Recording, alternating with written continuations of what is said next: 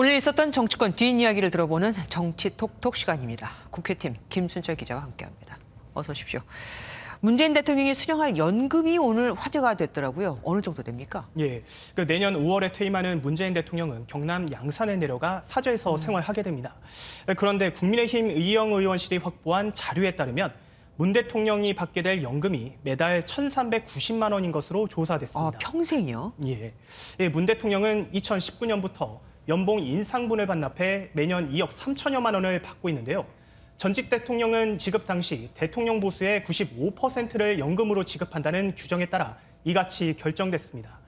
참고로 이명박 박근혜 전 대통령을 포함해 전두환 씨는 금고 이상의 형이 확정되면서 지급 대상에서 제외됐습니다. 그리고 문재인 대통령이 어제 산업부 차관을 아주 질책을 심하게 했다고 우리가 보도를 해드렸는데 후폭풍이 계속되고 있습니다. 예, 그렇습니다. 최근 박진규 산업부 1차관이 직원들에게 대선 공약 발굴을 지시했다가 차기 정권 줄대기가 아니냐 이런 논란이 있었죠. 문재인 대통령도 해당 내용을 보고받고 경로한 것으로 알려졌습니다.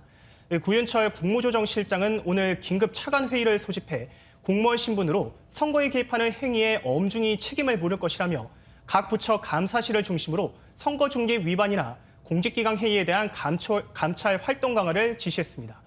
이렇게 차관 회의에서 특정인을 공개 질책하고 이를 언론에 알린 건 매우 이례적이라는 평가입니다.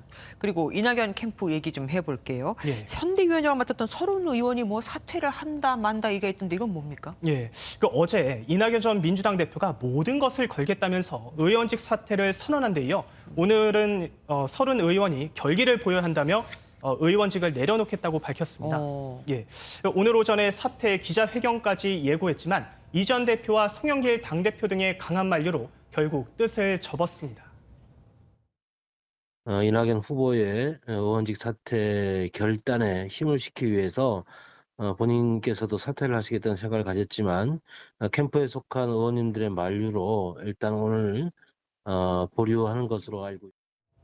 참고로 이낙연 전 대표는 어제 사직서를 공식적으로 제출하고 의원회관에서 짐을 정리하는 등 본격 절차에 들어갔습니다.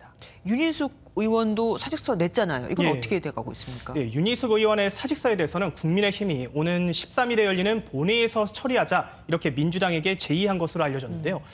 민주당 역시 표결 처리 가능성에 무게를 실었는데 관련 발언을 들어보시겠습니다. 그래서 올라오면 별도의 논의 없이 의원들이 각자 판단에 맞춰서 표결할 것이다 이렇게 말씀드릴게요. 반면 이낙연 전 대표 사직서에 대해서는 민주당 지도부가 강하게 만류하고 있어 상황을 좀 지켜봐야 할 것 같습니다. 향후 우리가 쭉 원팀으로 대선을 치러 나가기 위해서는 모든 사람들이 함께 하는 것이 중요하다고 보고 만류를 하고 계시다. 그리고 유은혜 사회부총리가 조국 전 법무부 장관의 딸을 언급했습니다. 이건 어떤 내용입니까? 예, 지난달 말 부산대가 조국 전 장관 딸 조미 씨의 의전원 입학 취소를 결정했죠. 아직 확정된 건 아닙니다. 오늘 국회 예결위에서 여당 의원이 교육부가 여론에 너무 휘둘리는 게 아니냐 이런 비판이 나왔는데요. 관련 발언을 들어보시겠습니다. 지나치게 교육 경쟁이 그 정치권의 그 여론몰이식 그런 어떤 마녀 사장에 휘둘리는 거 아닌가 이런 생각이 들어서 드리는 겁니다.